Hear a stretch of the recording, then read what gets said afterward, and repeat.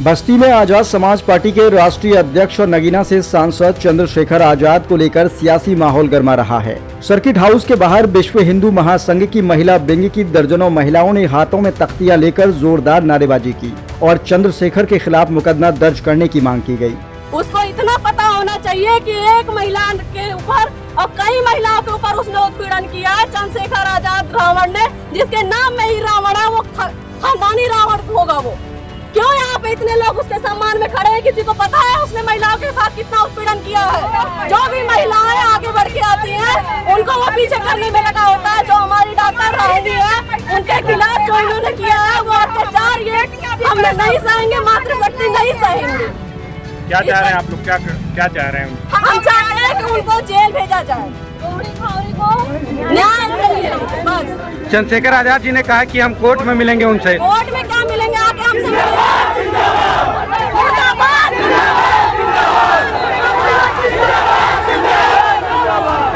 महिलाओं के इस प्रदर्शन से आजाद समाज पार्टी के कार्यकर्ता भड़क उठे और दोनों पक्षों के बीच जमकर तू-तू मैं हुई।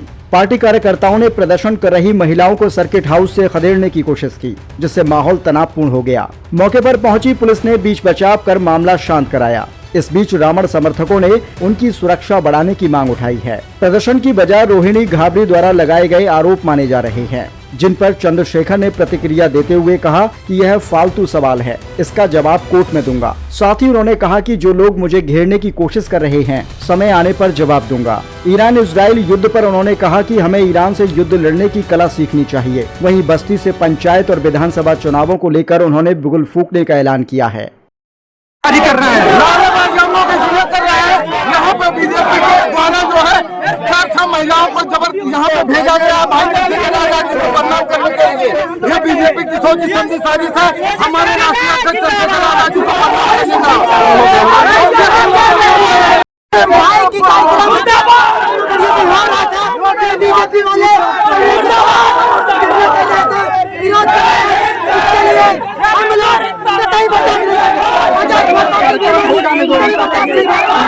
दर्शन किया गया, क्या कुछ कहेंगे आप?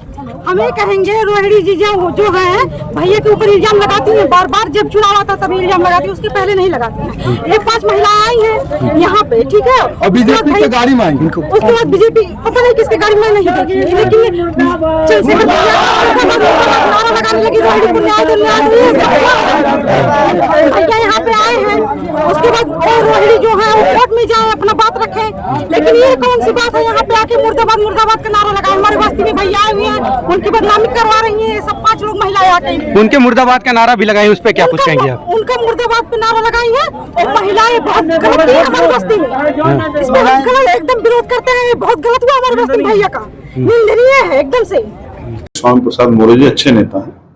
हमारे जिस आंदोलन को हम लोग चला रहे हैं उसमें पुराने लंबे समय उन्होंने काम किया है।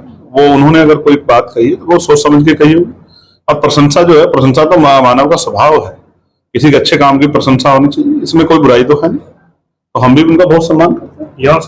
विभूषण शरण सिंह का आरोप है कि जब विभूषण शरण सिंह पर रेसलर्स आरोप लगाए तो आपने कहा कि जब जरूरत पड़ेगी तो विभूषण को खींच के लेके आएंगे।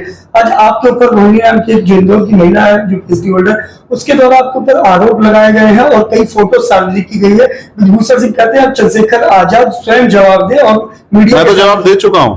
मैं तो मीडिया से भाग रहा हूँ क्या? मैं हर जगह जवाब दे रहा हूँ कि किसी महिला के सम्मान का विषय आप बताओ। मुझे सड़क पे बोलना चाहिए या कोर्ट में बोलना चाहिए? आप बताओ।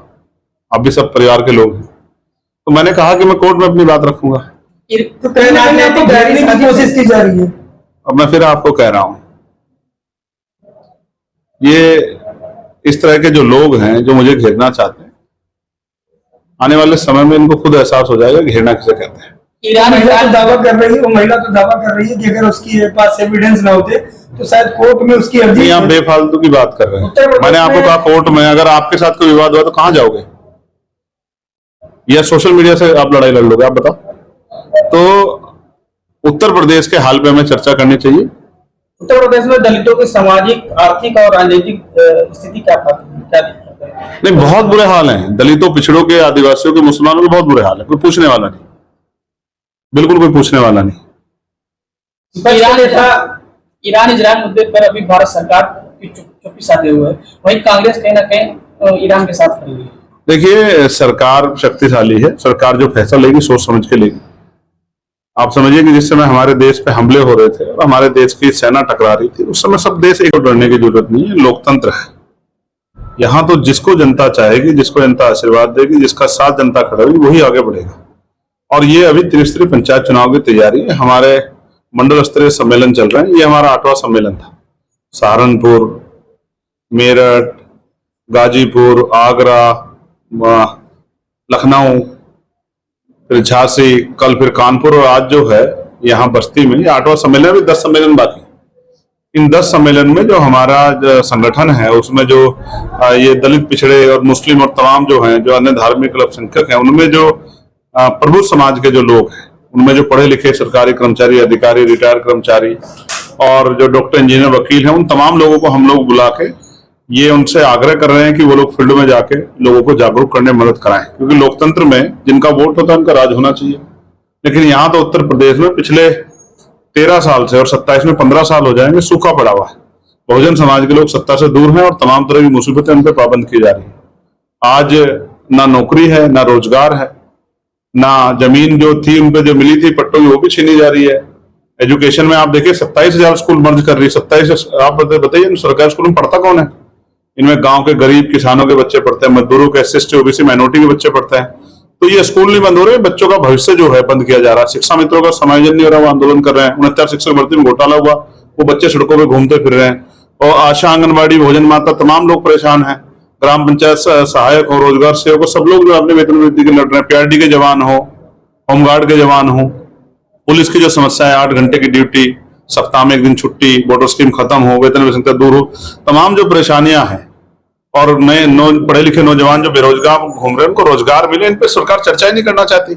अभी हम इसकी बात कर रहे हैं, बस्ती में मैं बैठा हूं, मैंने अखबार पढ़ा, यहाँ 5 साल हो गए जो गवर्नमेंट हॉस्पिटल है उसमें डीजल एक्स्ट्रा की मशीन ही नहीं है। तो सरकार क्या कर रही है? 16-16 घंटे बिजली कटौती हो रही है, बिजली का निजीकरण किया जा रहा है, कर्मचारी परेशान है, रेट बढ़ेंगे तो जनता परेशान हो जाएगी। ये सब चीजें क्यों कर रही है सरकार?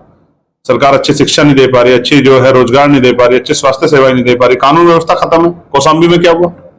कौशाम्बी के परिवार को न्याय कैसे मिलेगा? कौशाम्बी के परिवार के लिए कल मेरे कहने के बाद SIT की जांच दूसरे जिले से कराया, SIT की CBI जांच कराओ। अगर आपकी पुलिस ने सब कुछ अच्छा किया तो CBI जांच कराओ, दूध का दूध पानी का पानी हो जाए। जो भी आप आरोपी हो, जो भी अपराधी, उस पर कार्रवाई हो। लेकिन जब जनता में चिंता हो जाती है और जनता को लगता है कि हमारे साथ न्याय नहीं हो रहा है, तो ये तो किसी प्रदेश के लिए, किसी भी सरकार के लिए कठिन है। तो सरकार सवालों से भागे ना, सरकार जवाब दे कि सरकार, चुनी हुई सरकार जो वादे करती थी, इसके वादे की सच्चाई क्या है? कौन सी भर्ती? शिक्षकों की भर्ती कब आएगी? बच्चे जो है इनकी वो एज निकल जाएगी, कौन से विभाग में भर्ती आ रही है आप मुझे बताओ। सड़कों के क्या हाल है? तमाम किसी भी जो कहते हैं स्मार्ट सिटी हमने बनाई है, आप किसी जिले में चले जाओ, एक बारिश होगी तो जल भराव हो जाएगा। पानी की निकासी की व्यवस्था नहीं, तो सरकार कर क्या रही है? सरकार बेवकूफ बनाने के अलावा क्या कर रही है? इसलिए मेरी चिंता है कि जल्दी से जल्दी जो है त्रिस्तरीय पंचायत चुनाव में हमारी पार्टी आगे बढ़े और विधानसभा चुनाव में भी मजबूत ताकत उत्तर प्रदेश बनकर उभरे। आप आज ना माने, लेकिन आप मेरी बात को याद रखना। ऐसे आप तब भी नहीं मानते जब मैं नगीना से लड़ रहा था कि हम जीत जाएंगे, आप कहते थे बड़ी पार्टी जीतेंगी, तो जनता ने जिताया। आप देखना त्रिस्तरीय पंचायत चुनाव में आजाद समाज पार्टी सबसे बड़ी पार्टी होगी, मेरी बात को आप याद रखना। 2027 का चुनाव आप इंडिपेंडेंट लड़ेंगे? पहले त्रिस्तरीय पंचायत चुनाव का रिजल्ट तो देख लो। आप ही कहोगे कि चंद्रशेखर आजाद, आजाद समाज पार्टी यही दल सबसे आगे चल रहा है, आप ही कहोगे, आप देख लेना। अभी तो शुरुआत की है, आप देख रहे हैं जनसमूह किस तरह आ रहा है। आपने आज का ग्राम वो जो प्रांगण था छोटा पड़ा नहीं पड़ा, और लोगों में उत्साह कितना था देखो। आपके सामने मैंने पूछा कि भाई कोई मदद कर सकते हो क्या आर्थिक रूप से? जहां पैसे पे लोग जाते हैं, गाड़ियां लेके लोग जाते हैं, वहां आप देखिए गर्मी में कैसे लोग पसीने पसीने हो रहे हैं। ये प्यार है, ये विश्वास है जो आजाद समाज पार्टी भीम आर्मी ने संघर्ष करके कमाया है। ये गरीबों का विश्वास है। और देखो तमाम दलित, पिछड़े वर्ग के लोग थे, मुस्लिम समाज के लोग थे, तो ये भाईचारा बन रहा है। प्रभु जन सम्मेलन के जरिए हम हक वंचित समाज में भाईचारा पैदा कर रहे हैं। हमने मांग की है जातिगत जनगणना हो, उसके आर्थिक आंकड़े जारी हो, पता लगे किस पे बस है, किस पे ट्रेन है, किस पे गाड़ी है 4 पहियों की, 2 पहियों, किस पे घर है, किस पे जमीन है, किस पे रोजगार है, किस पे सरकारी नौकरी है, किस पे मशीनरी है, किस पे जो है यूनिवर्सिटी है, किसके पास जो है इंडस्ट्री है। ये सब पता लगना चाहिए। हमने मांग की कि बैलेट पेपर से चुनाव हो, EVM से चुनाव ना हो। हमने मांग की कि जो है promotion reservation SC ST OBC को दे, जो अखिलेश सरकार ने खत्म कर दिया था, अखिलेश जी सरकार ने। तो हमने मांग की है जो जनता के हितों की बात है, MSP गारंटी मिले। हमने मांग की अच्छी शिक्षा की व्यवस्था हो, अच्छी चिकित्सा की व्यवस्था हो। हमने मांग की है बैकलॉग सारा भरा जाए, ठीक है। हमने मांग की है कि जो पढ़े लिखे नौजवान उनके लिए रोजगार की व्यवस्था हो। हमने मांग किया बिजली के दाम कम किए जाए, बिजली का निजीकरण बंद किया जाए, शिक्षा में तो समाज, तो हम तो जनहितों के लिए काम कर रहे हैं।